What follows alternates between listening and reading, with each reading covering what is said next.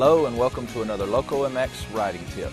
I'm Clark Stiles and I'm here in Huntsville, Alabama at the Dunlop Proving Grounds. Today we're going to talk about whoops.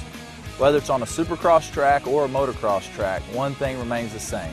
When you attempt to go through whoops, you have to be committed.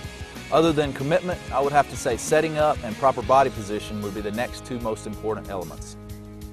Next thing I do is set up for the whoops by making sure I'm in the right gear. Most riders today are on 4 strokes, and people will be amazed at how high of a gear you can go across a set of whoops.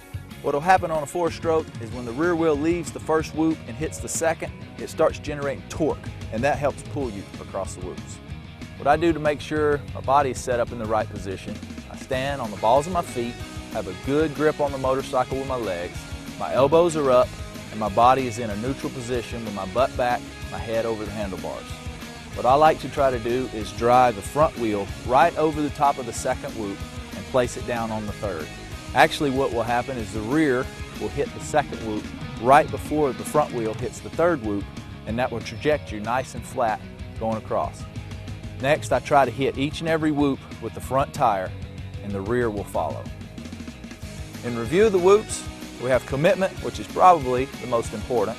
Then we have setup, making sure you're in the right gear, making sure you're standing on the balls of your feet, you have a good grip on the motorcycle with your knees, your elbows are up. Next, we have driving into the whoops, making sure your front wheel hits the top of each whoop so your rear wheel will follow.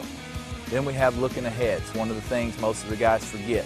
You want to know where you're going and what your bike's doing, but you always want to look out ahead of you for where you want to go.